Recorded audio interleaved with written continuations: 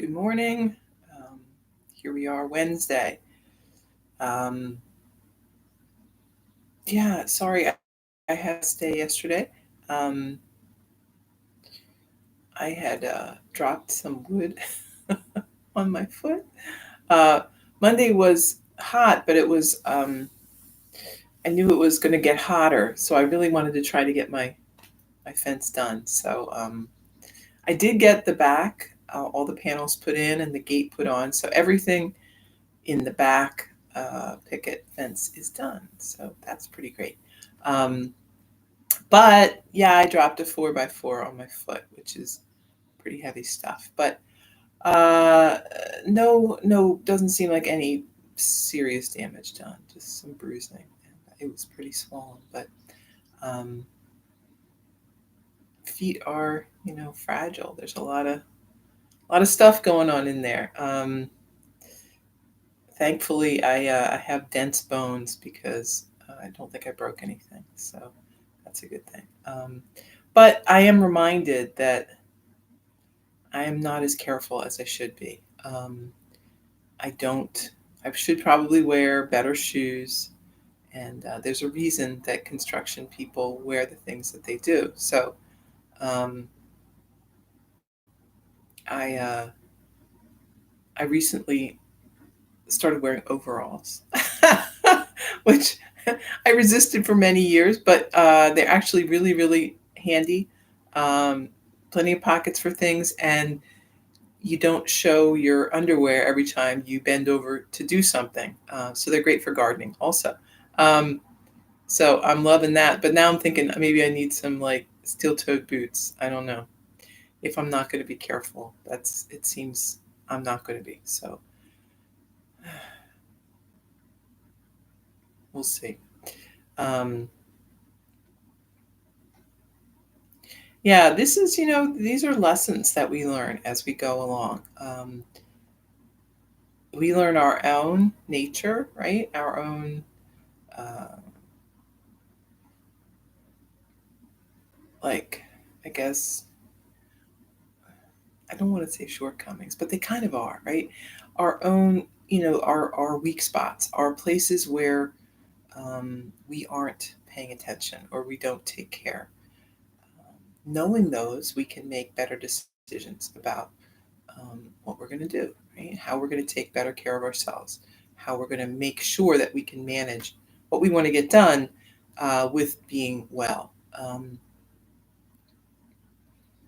And again, things change. That's hard to remember sometimes. And I think, especially given that this pandemic year was really, I think a lot of people think of it sort of as a lost year. Um, we weren't doing normal things. There are even some places in the country where they're allowing kids to redo the school, to go back a year, to make up for the things that they missed. Um, and I don't necessarily think that's a bad thing, right? I mean, if you feel like you've missed out and you want to redo, that's good. But I would caution the idea that we can go back, right? We cannot go back in time. People talk about getting things back to normal. Well, there is no getting things back to normal. There has been a dramatic shift in the way we do things, the way we look at things. Um, we were not prepared for any of this, and that's not a good way to be. So we can't go back in time. And would we really want to? We have this knowledge now. We have this uh, awareness of what could be. Um, and this makes us better informed. This makes us able to hopefully be a little more prepared if there is an incident like this in the future. So, as we know in yoga, everything changes, right? Everything changes. There's no standing still, there's no going back. Time is a river. And as far as I know, it only goes one way. Um, So we once we are out of the river and we get back in, we can't be the water's moved, right? We can't jump right into exactly the same place because everything has changed. Um, so we've changed too. We've changed with it. So this is um, this is the way of things. You may not like it, right? We certainly learned some things over the past year or so, maybe that we did wish we didn't have to learn, but they are true. They are of value. Um, I think of this pandemic year as an eye-opening year. Um, it's not so much that um, unusual things happened or unprecedented things happened. It's that they happened here and that we were inconvenienced and troubled by them. Um, these type of outbreaks of disease have happened all over the world for a long time now. Um, so it's not unprecedented by any stretch of the imagination. However, our involvement is perhaps new. So it was eye opening, right? We get to see what it's like for many people all the time. Um, and with many of the things that have happened over the past year or so, we it is an eye opening situation. It is a pulling back of the curtain to see what's behind. Um,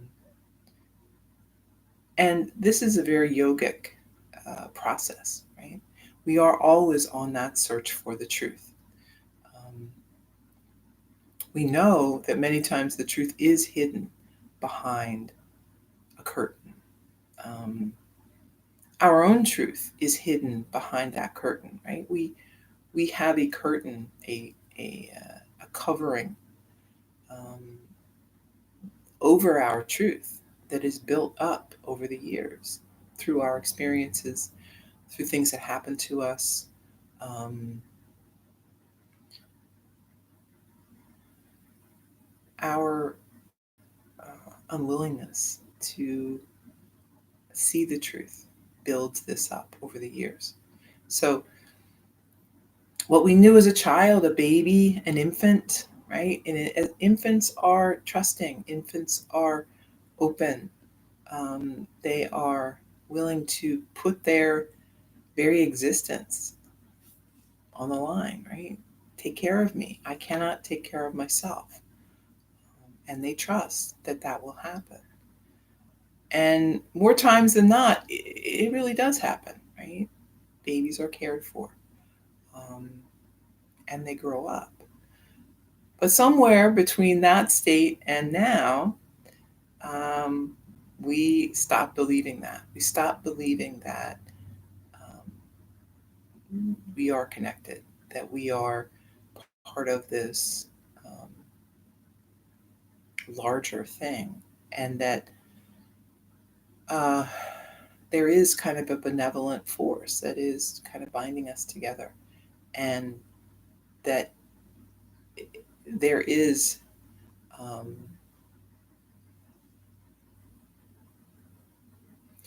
it's not exactly right. I don't want to give you the impression that you don't have to do anything, right? You do.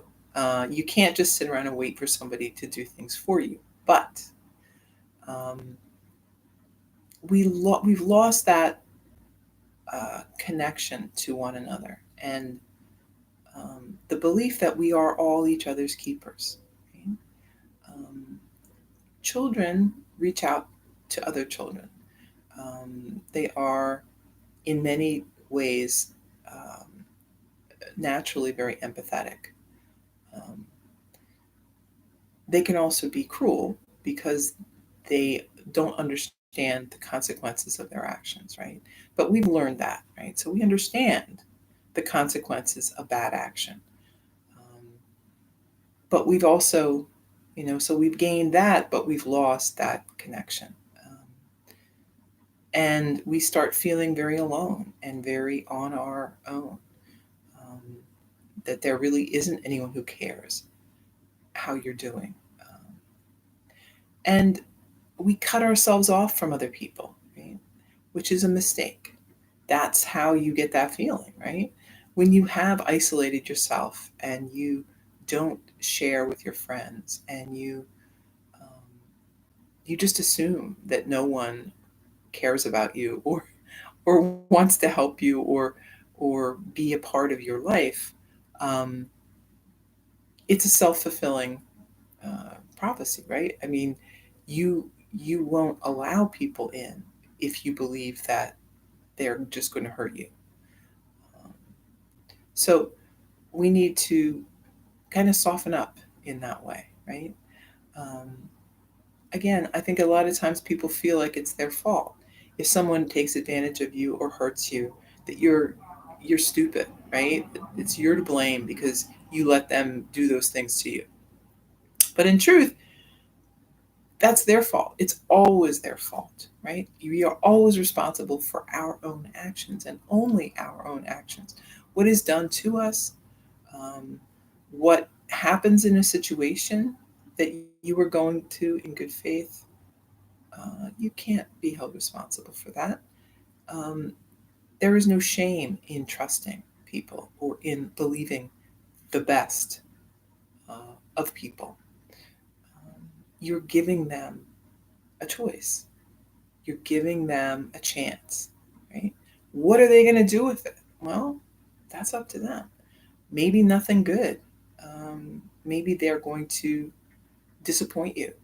Um, and that is another challenge, right? We need to be just as forgiving and kind as a child, right? Children are endlessly disappointed. Um, they are living in a state where they have very little autonomy. They are at the whim of their caregivers. And oftentimes their caregivers aren't very consistent or uh, sensible. You know, they're caught up in their own stuff, right? I mean, if you've ever been a parent, you know how it is. You have a lot of your own stuff going on. Sometimes it's hard to be consistent and to uh, do those things that children really thrive on. But do your kids hold it against you? Hopefully not. Most of the time, right? I mean, a lot of these little things they just get glossed over. Let's be like that. Let's not hold a grudge. Let's give people another chance. Let them see what they do. Now, I'm not saying let them take advantage of you because you know the difference between them, right? There's some people who professionally, that's their job is to take advantage of people. You know those people. We all do. Um, those people, you don't need you don't need to invite them back into your life after they've blown things up. But what about somebody you just met? What about some new people? What about someone who comes to you with an apology? Hey, I understand what I did was wrong. I'm really sorry about that and I'd like to do better. That's a great place to start. Um, we, if we understand that we are all one, we need to extend um, compassion and understanding to others, just as we do it for ourselves. If you don't do it for yourself either, start there, right? That's always where we start with everything. And I think sometimes people have the most trouble with that. They they are very they're very easy. Their interaction with other people is their focus, right? But they don't want to think about their interaction with themselves. But if you aren't kind to yourself, if you aren't loving, if you aren't compassionate, how can you be that for others? Um, it starts there. So to love yourself doesn't mean that you like everything about yourself. You may not. You may have a lot of areas, dark places, and um, challenges, right, in your emotional or mental state. Um, you may not like some of the habits that you have. You may not, um, you may not be living the life that you want to be living, right? And that's okay. Um, very few people are. Uh, Everyone is in transition, I would say. Um, and it's even when you get to a place where you feel like everything is just perfect, everything changes then, and we have to transition again. So I don't think anybody is 100% happy with where they are, um, but we love each other anyway. We love ourselves anyway. Um, we can love ourselves not just in spite of our shortcomings, but because of them, right? These are the things that make us compassionate for others, right? If we feel lazy, then we, instead of being angry, and this is what happens, right? Instead of feeling that compassion, the anger that we feel at others for their behavior is usually a reflection on what we are fearful or angry about ourselves. So if you feel or suspect that you're being lazy, then when you see others being lazy, it will make you irate, right? You will be angry. Oh, this lazy person, right? It pushes a button that you already have kind of activated in yourself. Um, if you if you feel like um, you're too vain, right? You're too focused on the appearances of things. Then when someone else is that way, you'll notice it. You'll point it out. Oh, look at that person. They think they're all that, right? Um, so instead, if we see these things, and sometimes it's hard to see it in ourselves, right? If we haven't had much practice with self-reflection, we may not be able to see ourselves very clearly, right? That cover, that curtain is so heavy, we can't even get in there. So maybe the first way is to see what sets you off, right? What really drives you crazy? Um, when this person does that or this person does that, think about what that is and think about how that reflects to you. That may be something that you struggle with as well. So instead of anger, maybe we can have sympathy. Maybe we can, again, instead of being angry at ourselves for this shortcoming and angry at that person, why can't we be understanding and compassionate and think, this person is struggling. I also struggle with this. I understand. Um, it is the nature of things, right? We are works in progress, always. And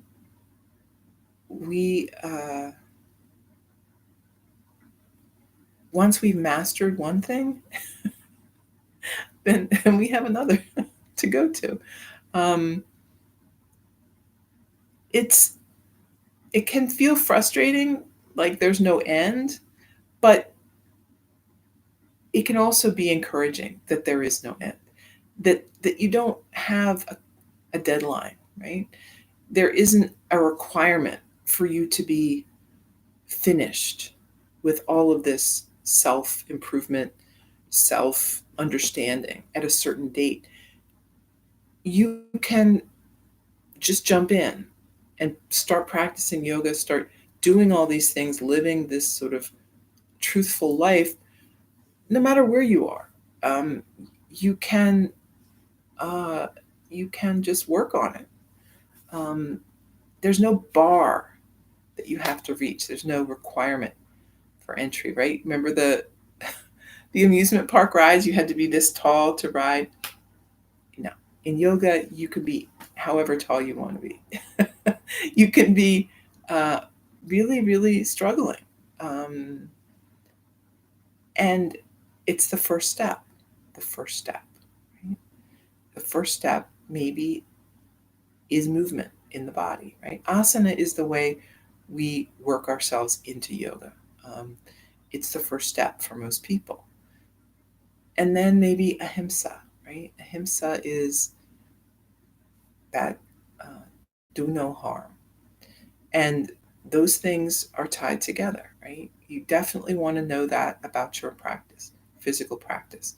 So, doing no harm to yourself in your asana, and then extend that out to yourself, to your physical body, to your mental body, to your interactions with people around you. Um, it's a good place to start. There's certainly other yamas, but it's the biggest and it's the most comprehensive, and in many ways the hardest of all. Right? Um, nobody nobody seems to have trouble with the idea of, well, they do, but you know, their version of like telling the truth. Right? Oh, I love to give people my opinion, so I'm going to tell the truth. I'm going to tell it how it is, and if you don't like it, too bad. Well, that may be what you think truth telling is, but it's not truth telling with ahimsa, right?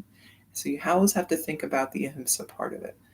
Um, is what you're going to say helpful, or is it just you kind of showing off? Is it you telling people things to make yourself look smart, or is it a sharing of actual information and truth?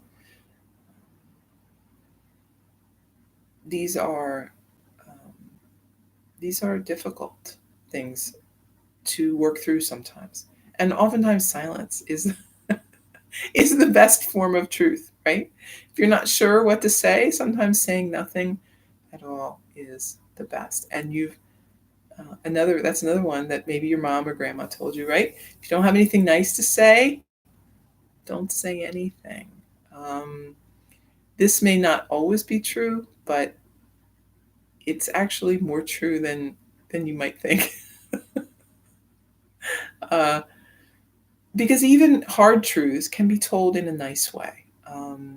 It is our responsibility to be careful with our words and um, to say the truth, but to say it in a way that hopefully is not offensive or difficult. And to know the truth and to live the truth is always more important than what you say, right?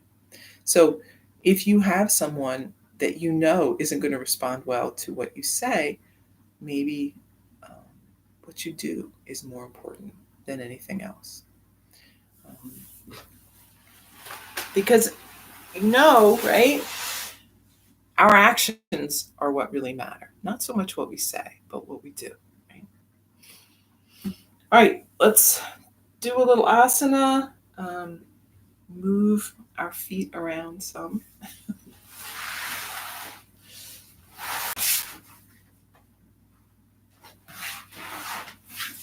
So sitting tall, relax the shoulders, let the head hang down. Take a few breaths.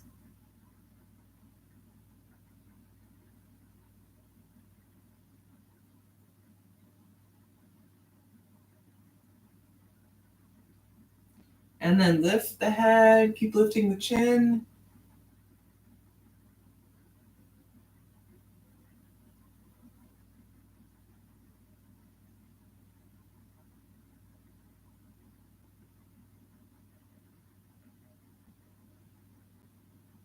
Head back to center, take a breath, and lower your head over to the right.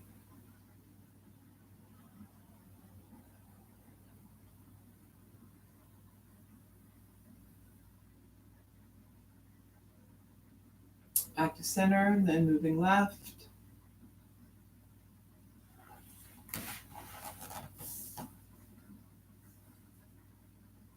And back up. Let's extend the legs out in front. We're going to point and flex the feet.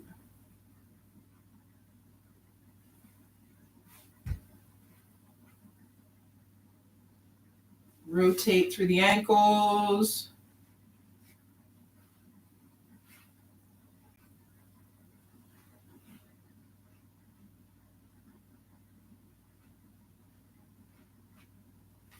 Bring the soles of the feet together. Knees apart, sit tall, take a deep breath. And then we're going to fold forward.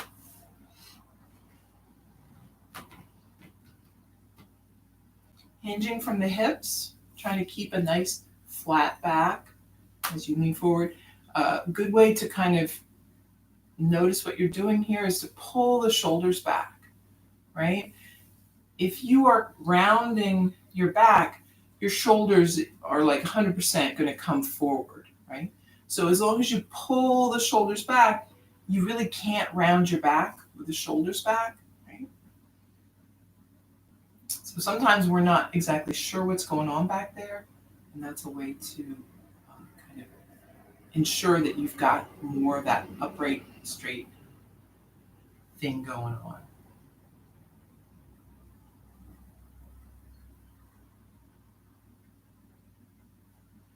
Come back up. Let's bring the left knee out in front and then right knee on top. Take a breath. Fold forward.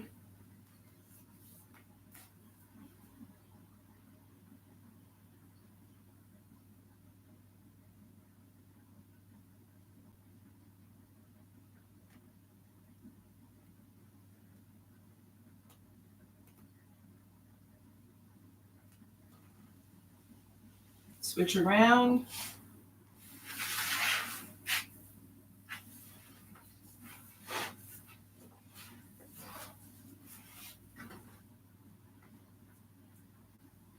Take a breath and fold.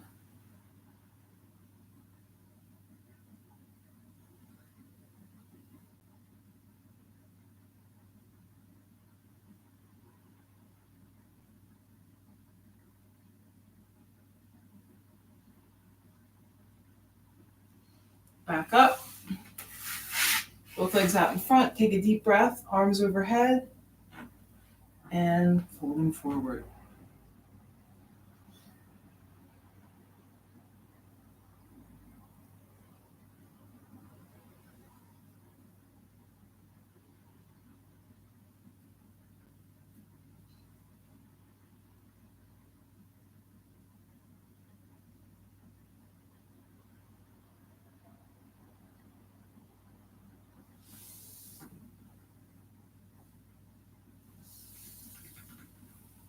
And back up. I'm going to point and flex the feet again. I think my husband cleaned the ceiling fan in here, but there's dust all over the floor. I guess that's what happens. And then bend the knees. Grab a hold of the toes or the feet. We'll lean back. And you might extend halfway or full extension.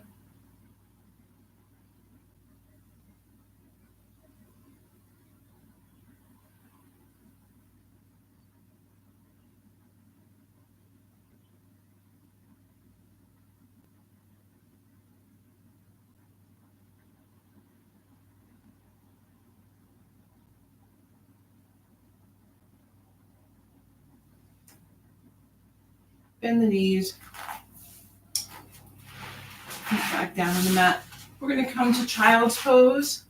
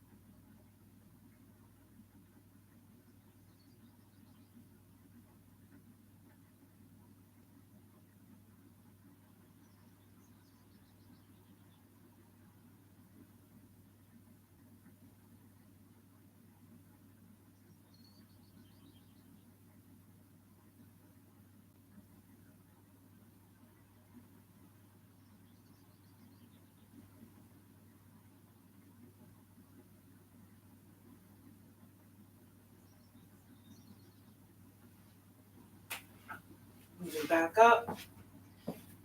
Let's do a few sets of cat-cow. Inhale, as we lower the belly, and then exhale, pulling the belly in, pressing down with the palms.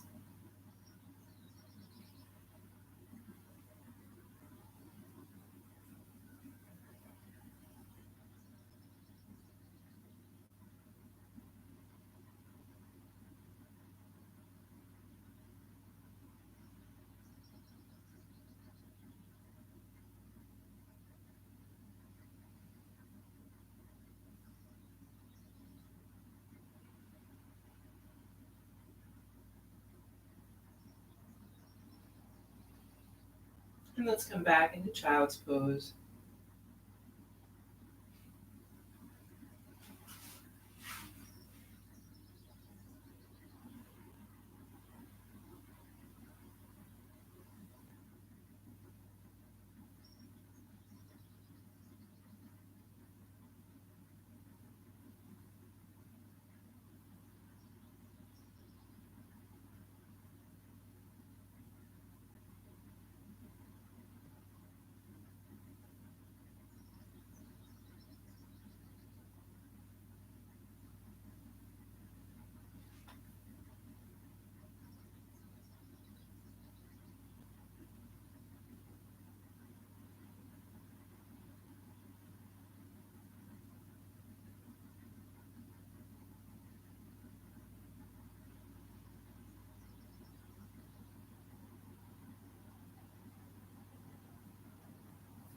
Back up, tabletop.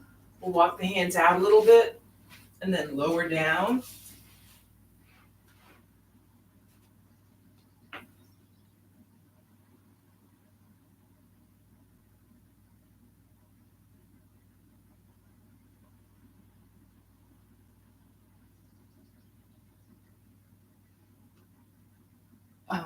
We can leave the hands by your side for Cobra. So we're just lifting up, head and chest, squeeze the shoulder blades together,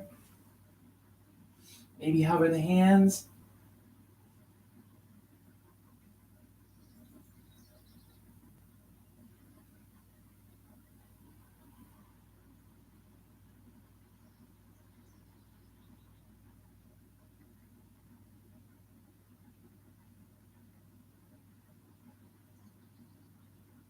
And lower back down.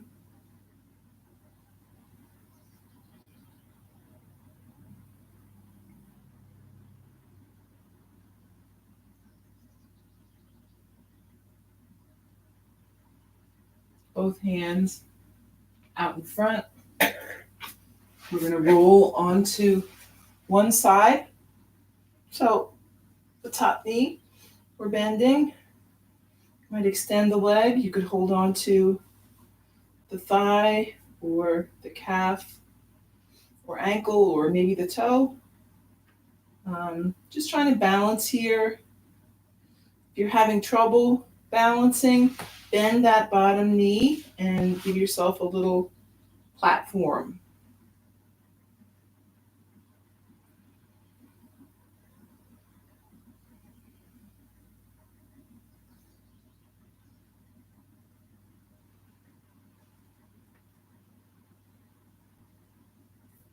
And then release it. We're going to roll. So we're on the other side. Same thing.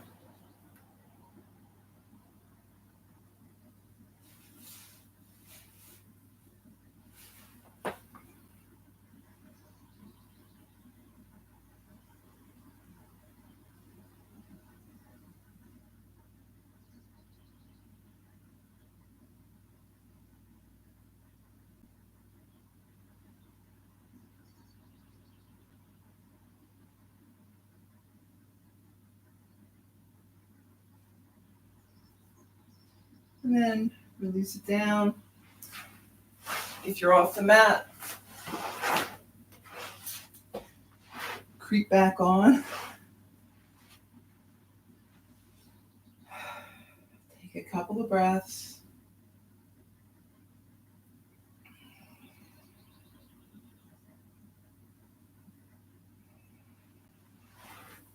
Let's bring this right ankle on the left knee.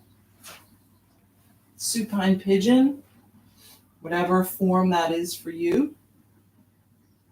Left knee might come in towards the chest, or if things feel tight, maybe the left foot stays on the mat and you just press that right knee away from the body.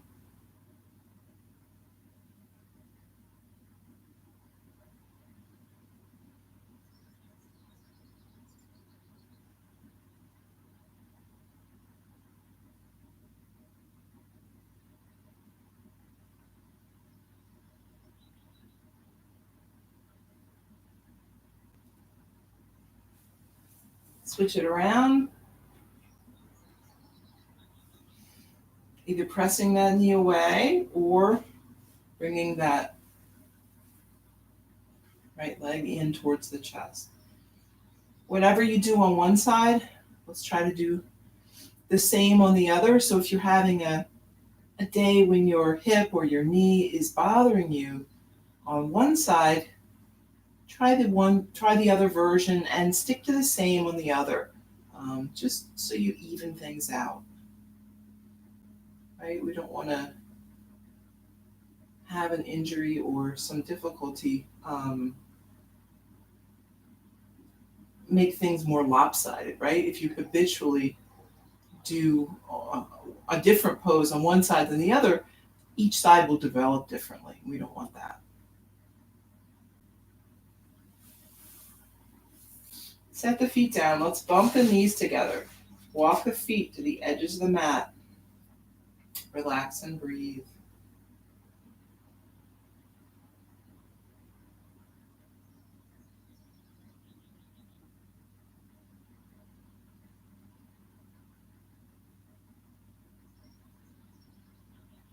Bring knees together. Let's hug them in. You can go side to side a little.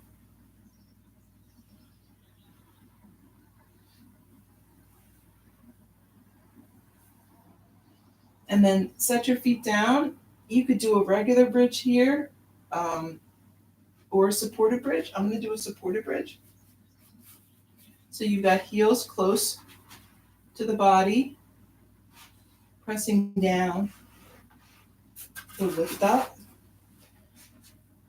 You can either do a regular bridge with pressing the hands and the feet down, or if you've got a block and you want to just set the block under, do your supported bridge and breathe. And you can keep feet on the ground. You could lift them up, right? You could do any version of that, whatever feels appropriate for your situation today.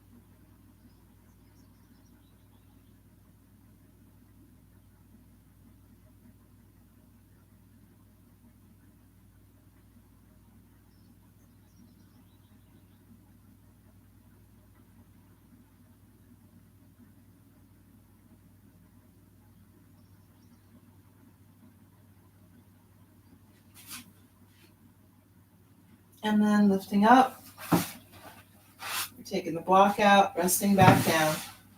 Soles of the feet together, knees apart, maybe arms overhead, if that feels good.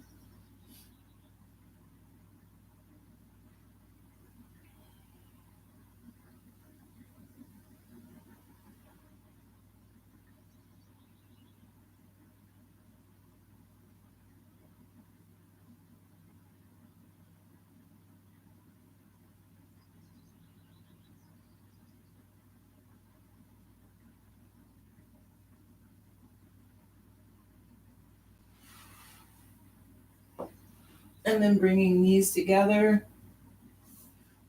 You can rock a little side to side.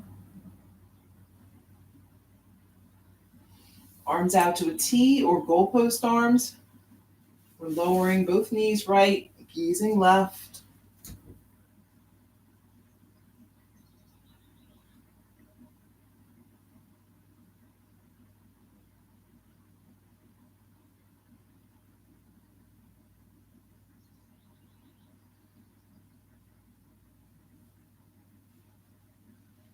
Back to center. Moving left, gazing right.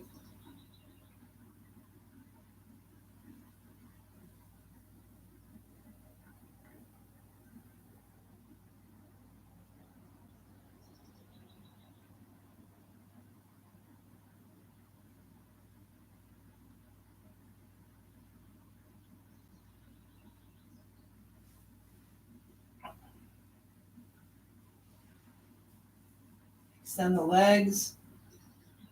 Take a few breaths. And then you can lower down, both legs together or one at a time, your choice.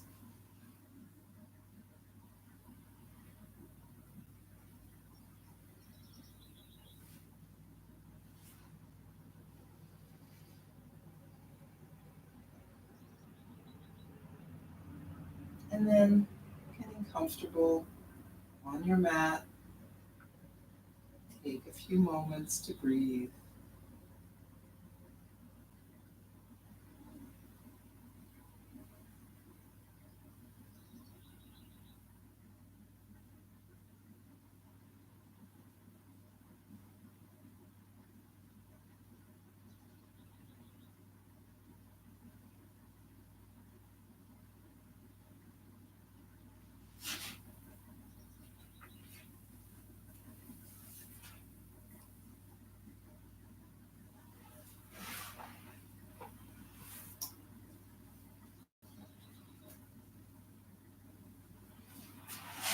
Keep breathing,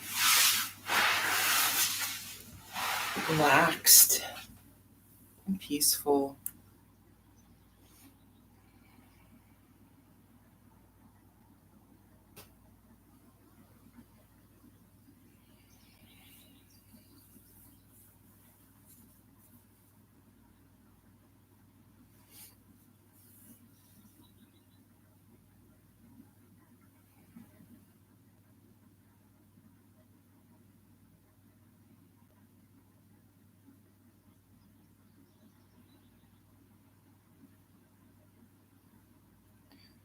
So we can say that the yogic path is a search for truth.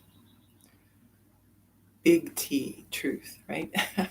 The truth of everything, which is that we are all one.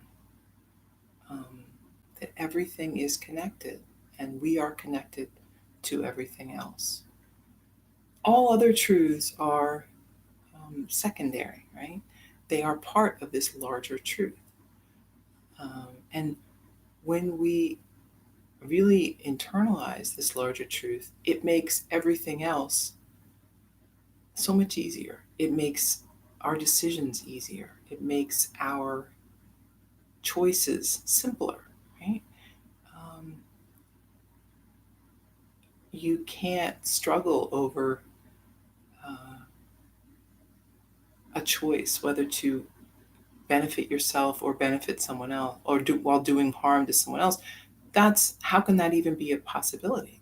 That's not even a question if you've really accepted that truth that we are all one. Because you know that doing something that looks like it will be good for you while it harms someone else can't be a good choice because it's going to harm you too, right? That's how it works. Um, and again, right, this past year we've learned some hard truths. We have had that curtain of deniability, right, or ignorance pulled back so that we can see um, the consequences of some of our choices. Maybe not our personal choices, but choices that we've made as a culture or a society. Um, and like it or not, we are living in that space. We are responsible for what those choices have resulted in. Um, so people might say ignorance is bliss, right? And ignorance in some ways may be bliss, right? It's blissful to not know all the bad things that are going on, but it's not truth, right? And again, truth is our goal. It is always better to know the truth than to live a lie. I don't care what that truth is. I don't care how hard that truth is to hear. Um, you are kidding yourself. You're deceiving yourself if you don't want to hear that truth. And you may not be ready for the truth, but it comes when it comes, and we become ready.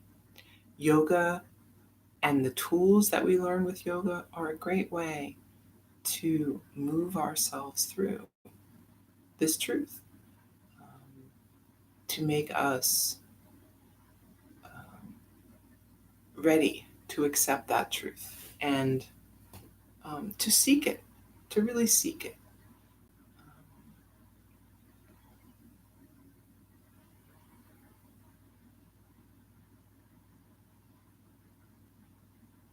When you are truly one with everything, how can you fear the truth? The truth is what it is, and we are all here to work through it.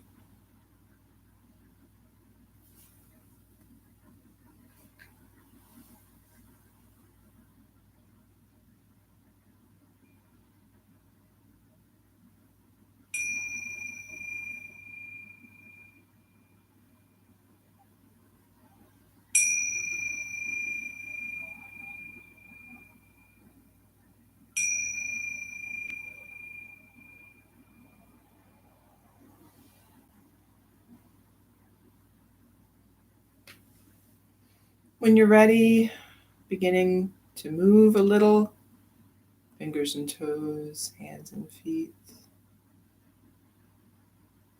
Come on up to a seat, bring hands together.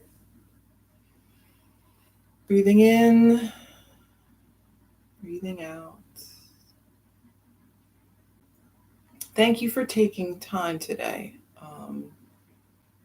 to join me for some yoga, and I hope that you have a very good Wednesday. Namaste.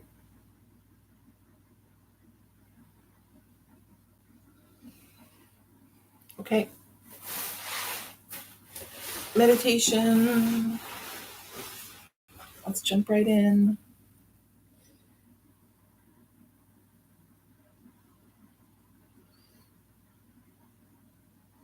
So, keeping that peaceful, calm state, we're just going to move right into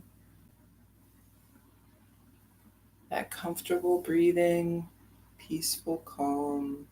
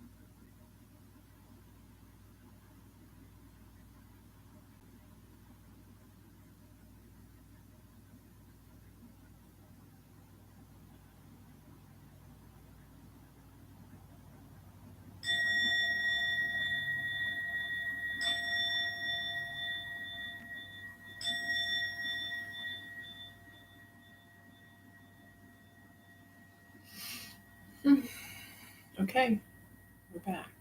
Um, have a good Wednesday. Try to stay cool. It's going to be quite hot, and maybe some rain coming later in the week. And I think there's a hurricane or something heading up here, but probably nothing to worry about by the time it gets here. But we'll see. All right. Enjoy your day.